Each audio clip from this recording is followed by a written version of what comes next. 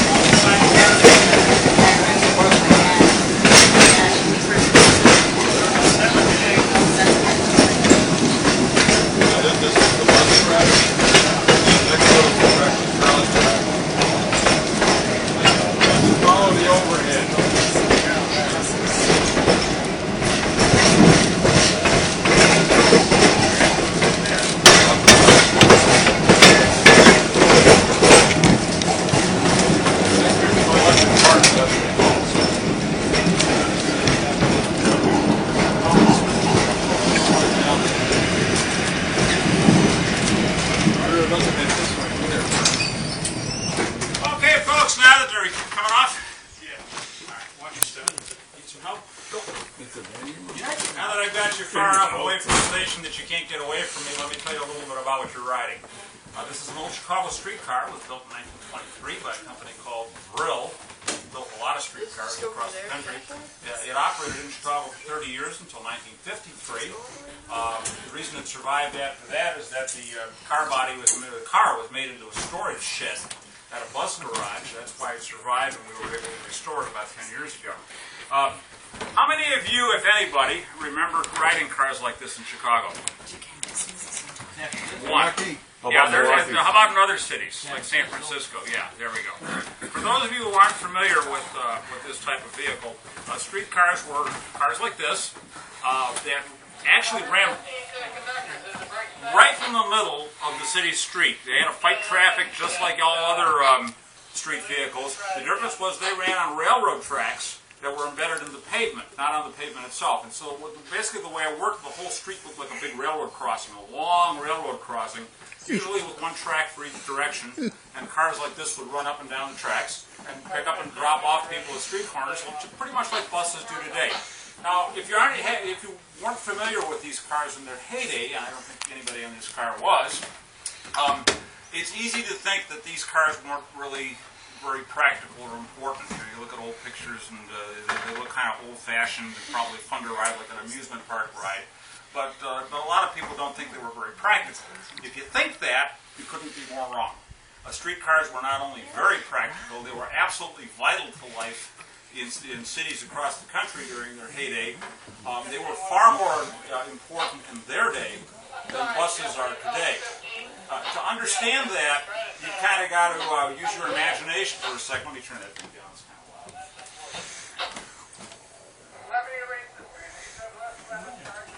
Kind of got to use your imagination and think back what life was like in a big city before there were streetcars. Say 1850 in Chicago. How do you get around? Horse and buggy. Well, if you were rich, you could use a horse and buggy. It was expensive to stable a horse in the city. Somebody else said it. You walked. You walked. There wasn't anything unusual in that for cities since the days of antiquity. for ordinary people, they were walking cities. You had to walk everywhere. And that's why streetcars is so important. For the first time in history, they changed that. For the first time in history, it's possible for the masses of ordinary people to live miles away from where they work or shop and take a vehicle to where they want to go that didn't cost an arm and a leg. That's more than just a matter of convenience. It changes our cities. It makes possible the development of big industrial complexes like steel mills that would require thousands of workers from all over a city. It's the streetcar that brought them there and took them away. Without the streetcar, they couldn't have existed.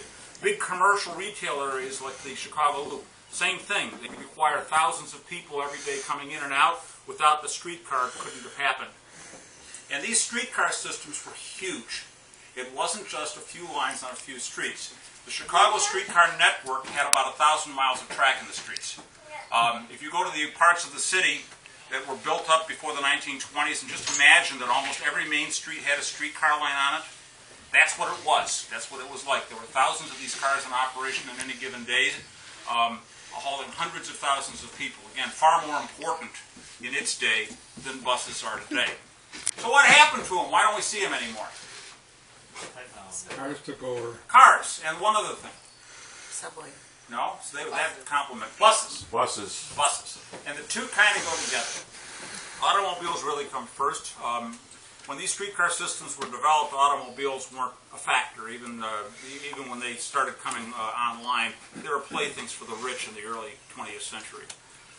That changed by the middle 1920s. By the middle 1920s, automobiles had become cheap. The Model T had been out for a long time. Anybody who had a decent salary, actually not even that decent, could afford a car, and everybody was buying them. It took away a lot of business from streetcar systems across the country. And it did something else. It caused cities to pave their streets. It's hard to believe today, but before the 1920s, most city streets, including the main streets, weren't paved. The only place you probably find paved streets is the downtown area. With the automobile, the main streets get paved. With paved streets, you don't need the expensive railroad tracks in the street anymore to support a big vehicle like this. All you need to do is to develop a vehicle that can haul passengers and drive on the pavement. It's called a bus. Now, it took them a while to develop big buses. In the 1920s, buses were rather small and weren't very reliable. By the 1930s, buses had become large enough to work with streetcars in smaller cities. Now, what you see happening in the 30s is most smaller cities converting their streetcar systems to buses. In this area, that happened in Elgin, Aurora, Joliet, Rockford, and places like that. All had streetcar systems, all converted them to buses in the 1930s. After World War II, buses became large enough to do the work of streetcars in even the biggest cities, and that's when you see the big cities start to convert their systems. That's what happened in Chicago. In 1947, the Chicago Transit Authority acquired the streetcar system, and it almost immediately began to convert it to buses. Now, the system was so big, it took over 10 years to do the job, but the last streetcar finally ran in Chicago in 1958. Now, this same thing's happening all over the country during this period. City after city is converting its streetcar system into a bus system. Now, streetcars never entirely vanished from this country. You can still ride a streetcar line or two in a few cities. There are historic lines in some cities. San Francisco is probably the best example, with its historic cable cars and also an historic electric streetcar line. Another one would be New Orleans. Kenosha has a historic line, believe it or not. Some cities had streetcar subways, and they kept a few streetcar lines in order to keep the subways active. Examples of that would be Philadelphia and Boston. What you don't see anymore, though, are these comprehensive streetcar networks that used to cover cities like spider webs. Those are all gone in this country, and they're probably never coming back. If you have any questions, comments, bricks, bottles, epitaphs? Okay, we'll be on our way.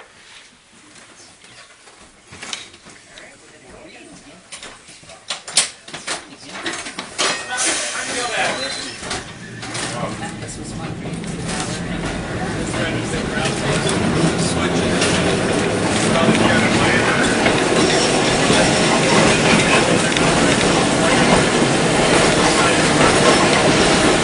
Well,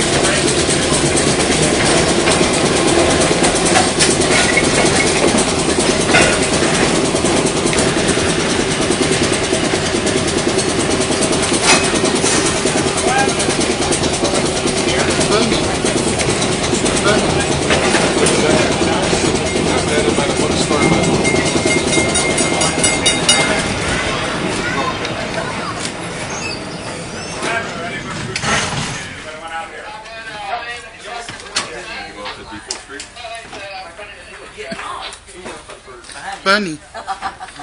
Oh, this one looks different. Doesn't it? Or is it me?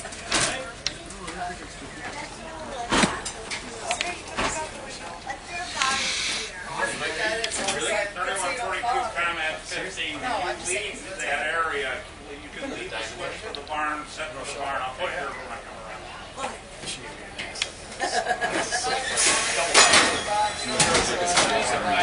you just said. When it comes through the next time, you're going to have to set for the car barn. I'm running right now because I'm not sure. That's placing it in the 20. They should.